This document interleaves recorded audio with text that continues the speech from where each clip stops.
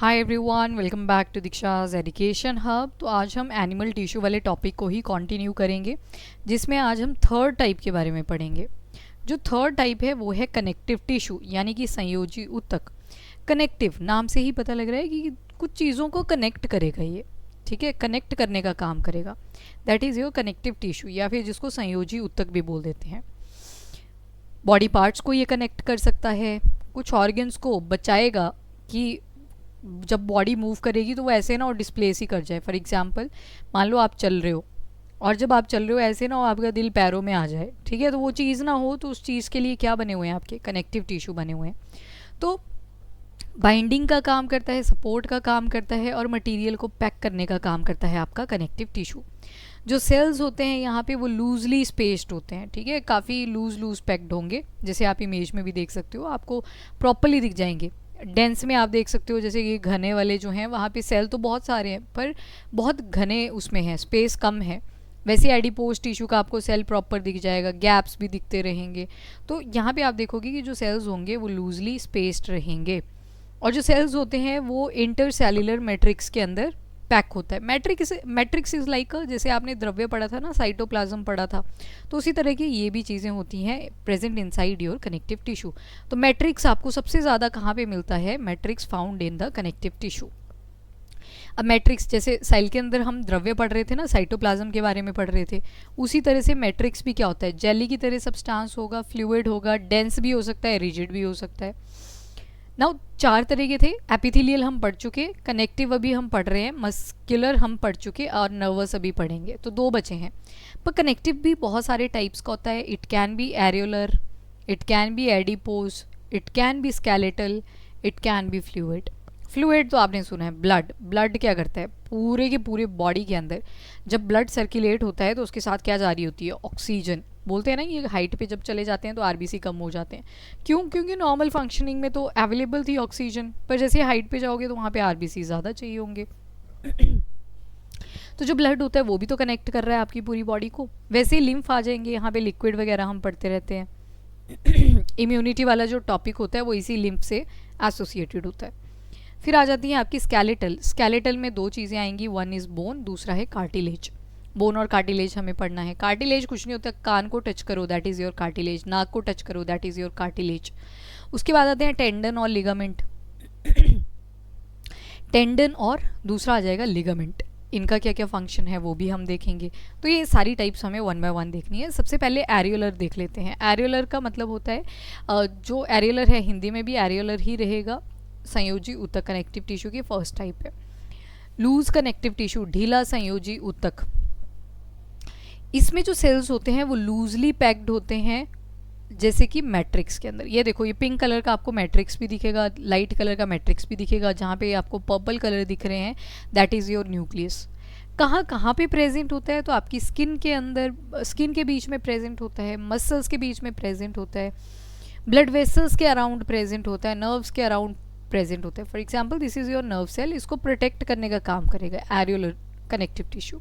तो हम बोल सकते हैं कि पूरी की पूरी बॉडी में ये दिख जाता है। बोन मैरो के अंदर होता है, जो ऑर्गन्स के अंदर स्पेस होता है उसके अंदर ये प्रेजेंट होता है। स्किन और मसल को कनेक्ट करके रखता है, जो भी इंटरनल ऑर्गन के अंदर स्पेस होता है उसको फिल करके रखता है। क्योंकि आपको पता होगा हमारी बॉडी में कहीं पे भी हवा ना भर जाए, तो उस वजह से कुछ ना कुछ होना चाहिए। तो वो कौन फिल करके रख रहा है? आपका एरियोलर कनेक्टिव टिश्यू। टिश्यू की रिपेयरिंग करने में भी हेल्प करता है एरियोलर कनेक्टिव टिश्यू, संयोजी टिश्यू। म्यूकोजा एपिथेलियल वहाँ पे भी प्रेजेंट होता है, मैट्रिक्स के फाइबर्स में भी प्रेजेंट होता है। So it is present all over the body. अब जो आपने करना है that is dense connective tissue, संघन संयोजी ऊतक। टेंडन क्या करता है? एक तरफ आपकी बोन होगी, हड्डी होगी, और दूसरी तरफ मसल होगा। एक पॉइंट तो होगा ना बोन और मसल के बीच में, ऐसा जहाँ से ये कनेक्ट करते होंगे, तो वो जो पॉइंट है जहाँ पे ये कनेक्ट करते हैं उसी को बोलते हैं टेंडन, ठीक है। जो टेंडन होता है ये आपकी बोन को कनेक्ट करता है मसल के साथ, ठीक है। जो आपका टेंडन होता है वो बोन को मसल के साथ अटैच कर देता है। काफ़ी स्ट्रेंथ होती है इसके अंदर, फ्लेक्सिबिलिटी बहुत कम होती है। बोन और जो आपका मसल है, थोड़ी सी मूवमेंट यहाँ पे, कॉन्ट्रैक्शन और रिलैक्सेशन की यहाँ पे मूवमेंट होती है, बाकी कुछ नहीं होती। बहुत हल्की मूवमेंट यहाँ पे आपको मिलेगी, बहुत कम फ्लेक्सिबिलिटी आपको मिलेगी। मसल को बोन के साथ जोड़ता है, मांसपेशियों की हड्डी से जोड़ के रखता है। लिगामेंट्स की अगर बात करें तो स्नायु बंधन भी इसको बोल देते हैं। लिगामेंट्स होते हैं ये स्ट्रेंथ प्रोवाइड करते हैं, ठीक है। और यहाँ पे मैट्रिक्स जो होता है बहुत कम प्रेजेंट होता है, और जो लिगामेंट होते हैं आपके ये बोन को बोन से कनेक्ट करते हैं। बोन को बोन से कनेक्ट करने वाले सब्सटेंस को हम क्या बोलते हैं, लिगामेंट। जैसे यहाँ पे आपने ऊपर पढ़ी थी टिबिया वाली हड्डी, इसके पीछे फिब्यूला पड़ा था, यहाँ पे क्या है, यहाँ पे अटैच कर रहा है लिगामेंट। लिगामेंट के नाम नहीं आपको याद करने, जैसे ये पोस्टीरियर टैलो फिब्युलर लिगामेंट है, ये टैलो फिब्युलर लिगामेंट है एंटीरियर वाला।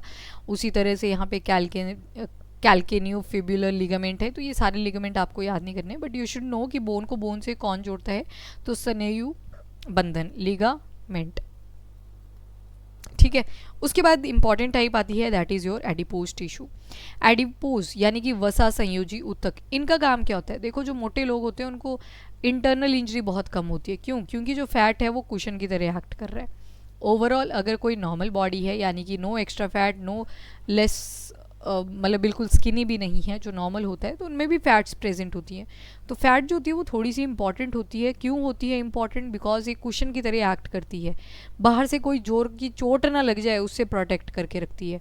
कभी कभी आप गिरे होंगे ज़िंदगी में बम के सहारे, तो यू मस्ट नोटिस कि आपको कम चोट लगी होगी, क्योंकि वहाँ पे भी क्या है, फैट्स, एडिपोज टिश्यू वहाँ पे प्रेजेंट है ऑलरेडी।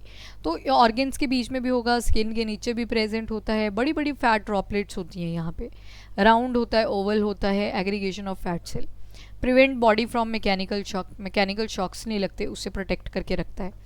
फैट रिजर्व करके रखता है, इंसुलेशन की तरह एक्ट करता है, ठीक है, इंसुलेशन की तरह एक्ट करता है, टेम्परेचर को रेगुलेट करके रखता है। तो ये सारे काम किसके हैं, आपके एडिपोज यानी कि वसा संयोजी ऊतक के। नाउ स्केलेटल कनेक्टिव टिश्यू, पास्थी, कार्टिलेज पढ़ेंगे इसमें। सबसे पहले कार्टिलेज, आपने कान का ये ना देखा होगा, इवन नाक को भी अगर ऑब्जर्व करोगे आप, तो नाक में आप क्या ऑब्जर्व करते हो कि ये ना तो बड़ा मोटा होता है, ना ही नॉस्ट्रिल ज़्यादा हार्ड होती हैं। तो ये सारे किसके बने हैं, ये बने होते हैं कार्टिलेज के। नाक के बीच में भी हड्डी नहीं होती, यहाँ पे नीचे जाओगे थोड़ा सा टिप पे टच करोगे तो यहाँ पे सॉलिड सा पार्ट होता है, दैट इज़ अगेन कार्टिलेज। तो ये सारी पार्ट्स क्या हैं, कार्टिलेज हैं। यहाँ पे प्रेजेंट होता है, प्रोटीन और शुगर्स उसमें प्रेजेंट होती हैं, थोड़ा सा इलास्टिक भी मिलेगा। कार्टिलेज जो होता है वो फ्लेक्सिबल भी आपको मिल जाएगा। मैट्रिक्स थोड़ा सा इलास्टिक होता है और कार्टिलेज फ्लेक्सिबल मिल जाएगा। ईयर पिन्ना हो गया, नोज टिप होगी, even trachea is your cartilage, लैरिंग्स is your cartilage. Smooth bone surface है जॉइंट के ऊपर, सपोर्ट और फ्लेक्सिबिलिटी का काम करता है। उसके बाद बोन्स देखोगे अगर तो बहुत स्ट्रॉन्ग रहेंगी आपकी, नॉन फ्लेक्सिबल होती हैं, हड्डियाँ थोड़ी फ्लेक्सिबल होती है, जिस दिन फ्लेक्सिबल होगी उस दिन टूटेगी और प्लास्टर चढ़ा होता है। हार्ड होती हैं, रिजिड होती हैं, जो बोन सेल्स होते हैं वो हार्ड मैट्रिक्स के अंदर होते हैं। मैट्रिक्स जो होती है उसमें कैल्शियम भी होता है एंड फॉस्फोरस भी होता है। तो बोन जनरली बनी ही किस किस की होती है, कैल्शियम एंड फॉस्फोरस। आपकी बॉडी को एक तरह से सपोर्ट प्रोवाइड करता है ये। अगर हड्डियों का ढांचा ही ना होता तो आपकी बॉडी तो बड़ी सॉफ्ट होती, और अगर बॉडी सॉफ्ट होती तो आपने नोटिस किया होगा कि अगर बॉडी सॉफ्ट होती तो उस केस में क्या हो जाता, आप चल भी ना पाते। तो कुछ वाइटल ऑर्गन्स जो होते हैं जैसे कि ब्रेन, लंग्स, तो वहाँ पे प्रेजेंट होंगे आपके क्या चीज़, स्कल।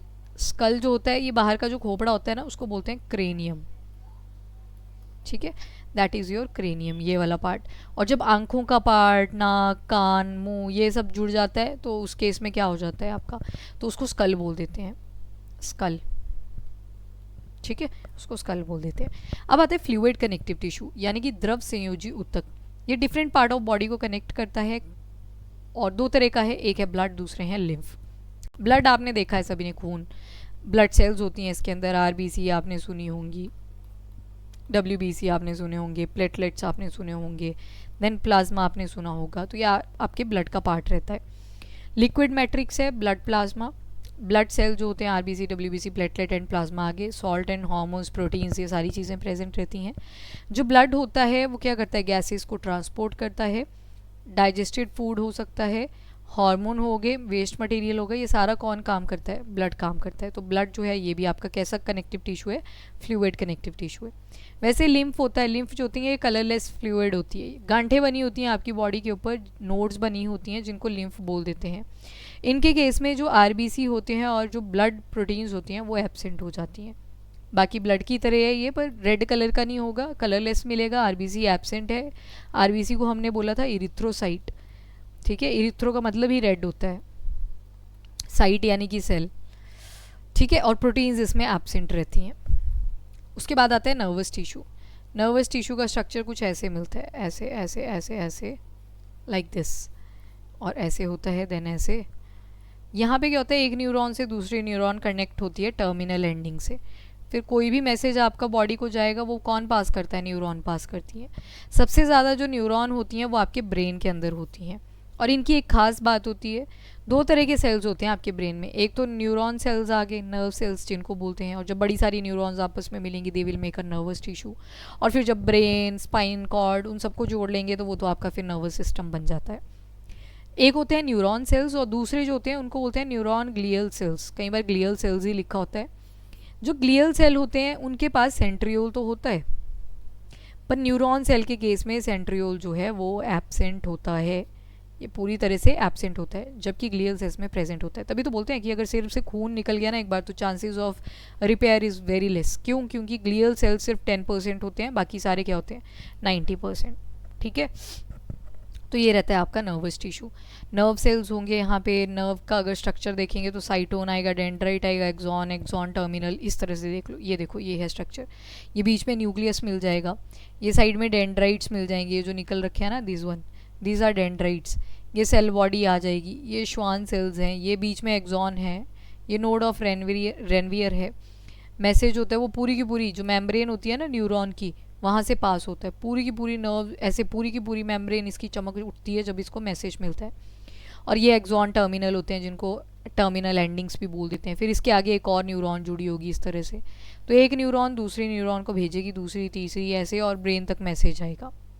तो ये काम कौन करता है, आपके न्यूरॉन्स करते हैं, ठीक है।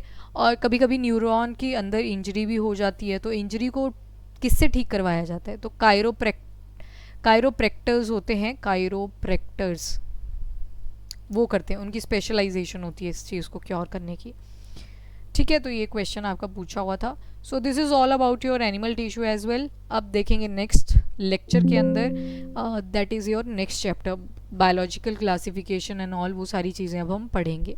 अभी के लिए इतना ही। If you like the video, do like and share as well as subscribe the channel. Thank you everyone, have a nice day, keep studying, keep watching.